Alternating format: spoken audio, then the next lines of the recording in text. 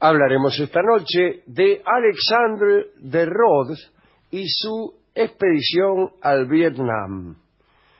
Nuestro Alexandre de Rhodes nació el 15 de marzo de 1591 en Avignon. El lugar era, como saben ustedes, desde el reinado del Papa Clemente VI, una ciudad que recibía a los hebreos. Y la familia de Alexandre era de origen judío. Venían de Calatayud, de donde habían tenido que huir cuando se había decretado la expulsión de los judíos de España en 1492. Durante algún tiempo la familia mantuvo en secreto sus creencias. Se les llamaba marranos, un estigma con que se nombraba a los judíos que en virtud de las persecuciones habían tenido que fingir una conversión. Así Alexandre entró en la orden de los jesuitas y se convirtió realmente. Claro. Y después de sus estudios decidió marchar a Roma. Entre los jesuitas de Roma, Alexandre se alineó entre los llamados indipetae, es decir, los que viven a la espera de pasar a las Indias. Rhodes quería misionar en el extremo oriente y años más tarde le llegó esa posibilidad. En 1622 se embarcó desde Portugal hacia el Japón. Después de un viaje terrible que no le quiero ni contar, Alexandre llegó a Japón. Había atravesado tempestades, hambre, pestes, etc. Cuando puso un pie en las costas japonesas, tuvo que volverse. ¿Por qué? Porque las férreas leyes de los shogun prohibían la entrada de extranjeros al país, y así fue durante mucho tiempo. Desesperado entonces, Alexandre decidió desviarse un poco. Dice, bueno, voy al Japón, pero voy a ir a alguno de estos países que hay por acá. Y llegó al Dai Viet, al gran país, región que se llamará más tarde Vietnam, país del sur. Vietnam fue un reino frecuentemente invadido por hordas chinas. En el año 111 a.C., el lugar se integró al imperio de la dinastía Han. Desde ese momento se reemplazó a la nobleza local por administradores chinos. El confucianismo, yo diría, ¿será confucianismo o confucianismo? Es que sí, dicen confucianismo muchas veces, sí, ¿no? Pero para evitar confusionismo, que es, digamos, una acción destinada a provocar la confusión general. Bueno, como quiera que sea, el confucianismo se convirtió en la creencia nacional del Vietnam. La lengua china también se introdujo como expresión oficial y literaria y se adoptaron los ideogramas chinos como la forma escrita para la lengua vietnamita que se hablaba. Desde ese momento las revueltas de las aristocracias locales fueron constantes, es decir, dominaban los chinos, pero continuamente los aristócratas de Vietnam se rebelaban. Recién en el año 909, los vietnamitas derrotaron a los chinos y declararon un estado independiente gobernado por distintas dinastías. La primera fue las cuales figuraba el famoso sistema de examen del servicio civil para seleccionar a los funcionarios del gobierno. La sociedad vietnamita era un reflejo de la China. Siglos más tarde, cuando el imperio mongol alcanzó el poder en China, los ejércitos de Kublai Khan atacaron Vietnam en un intento de volver a integrar esta región al imperio chino, pero los mongoles no pudieron entrar y fueron derrotados. Cuando dice los mongoles es porque en aquel tiempo, 1200 y algo, los mongoles habían conquistado China. Cuando hablamos del emperador de la China, en realidad el tipo era un mongol, no era estrictamente chino, y a ese mongol se le llamaba el Kublai Khan, y a ese tipo fue el que conoció Marco Polo. Cuando Marco Polo llegó a la China, el emperador era Kublai Khan, que era un tipo proveniente de Mongolia. Ahora, él nunca lo dice, Marco Polo. ¿Por qué? ¿Qué iba a saber? ¿Qué va a saber? Tampoco conocía a los chinos. Claro, no sabía nada, ni hasta. Bien. O no le dijeron, andá a saber. Bien. En 1428, volvemos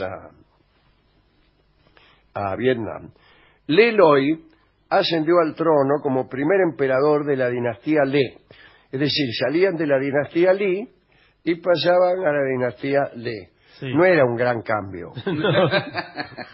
Bueno, después de... Ya sabemos qué dinastía le sigue, si seguimos. Derrotaron un intento de los chinos de ocupar Vietnam. Y bueno, cuando llegó Alexandre de Rhodes, en el siglo XVII, había dos clanes aristocráticos que ejercían el poder, y el país estaba dividido y en guerra.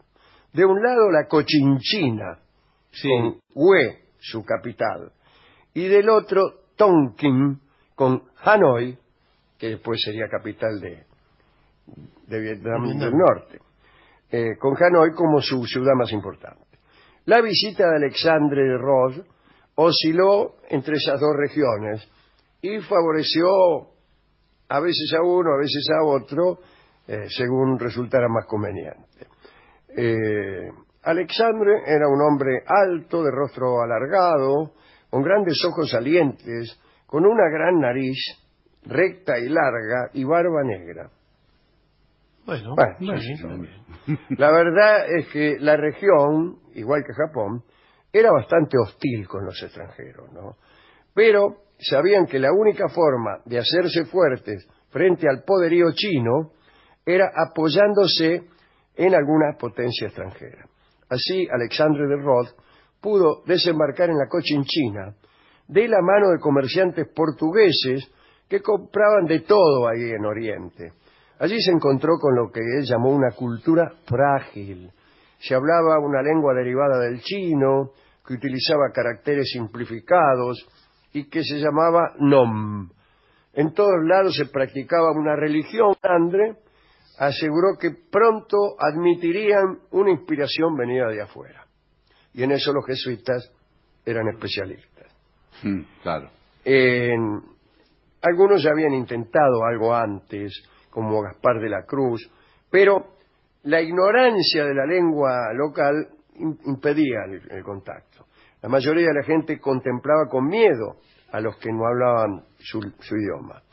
Rhodes, en cambio, tuvo una asombrosa habilidad para hablar esta lengua siempre considerada incomunicable a los europeos. Cuando escuchó por primera vez hablar a los vietnamitas, Rhodes contó que creyó oír a los pájaros y 6 meses después predicaba en la lengua de la Cochinchina.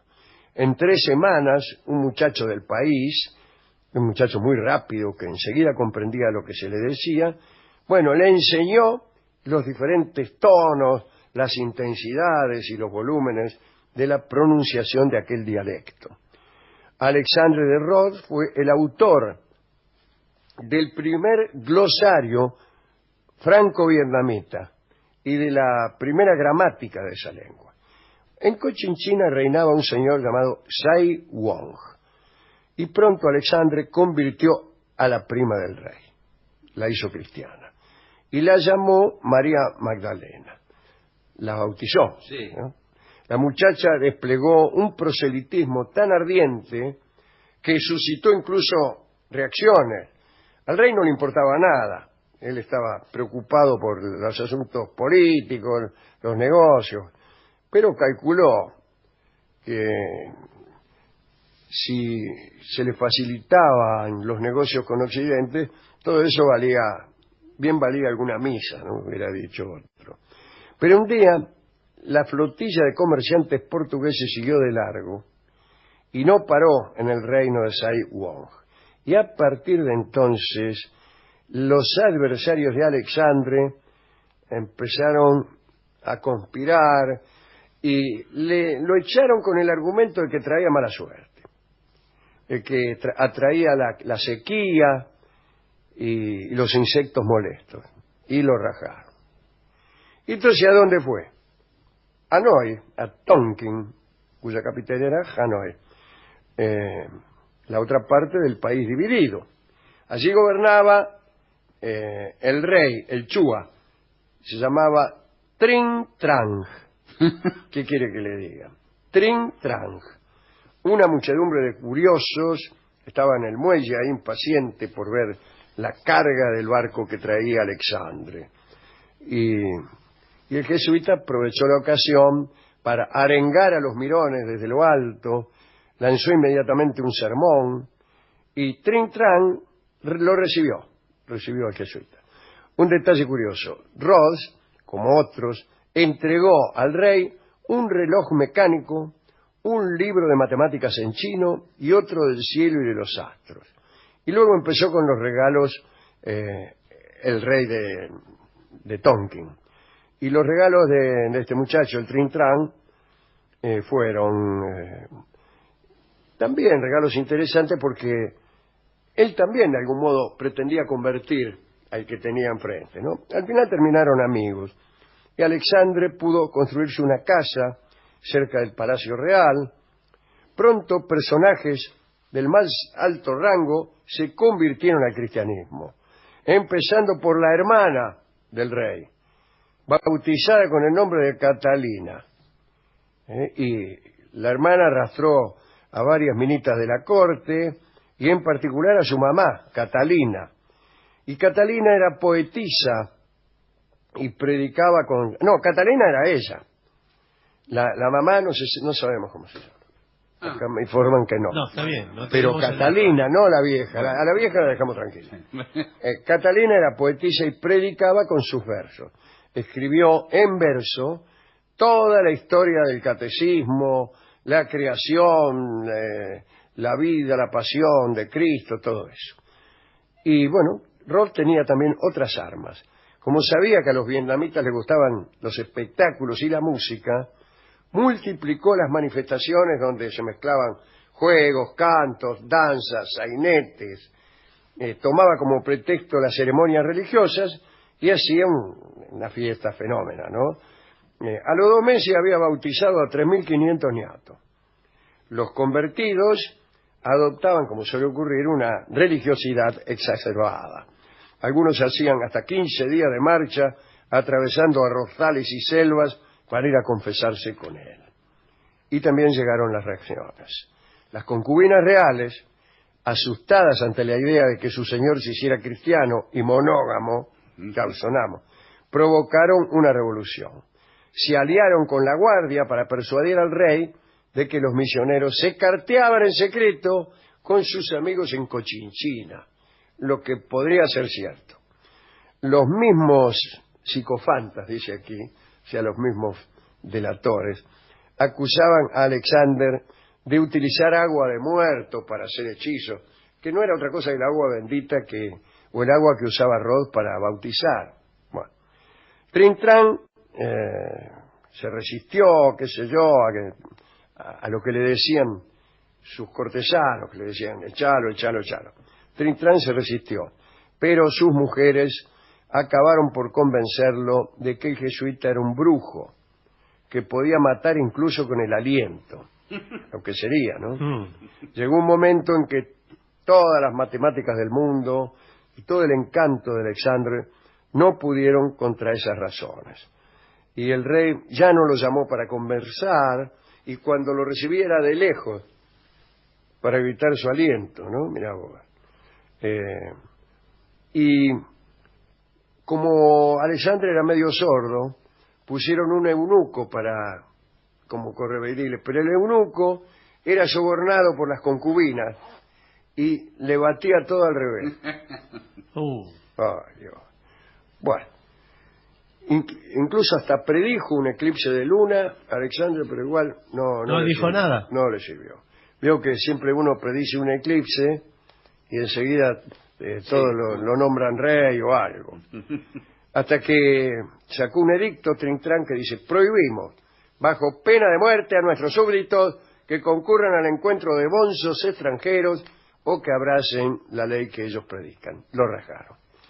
Parece que, sin embargo, que era insistidor como el burro nuestro amigo Alexandre.